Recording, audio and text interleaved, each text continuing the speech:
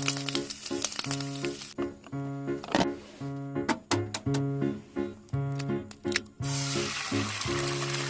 ぐりをたどってもつきません。森の小さなレストラン、空っぽのポケットをまっさぐって忘れた人からたどり着く。予約は一つもありません。森の小さなレストラン、空席だらけのランチ時、小鳥がパタパタ笑ってる。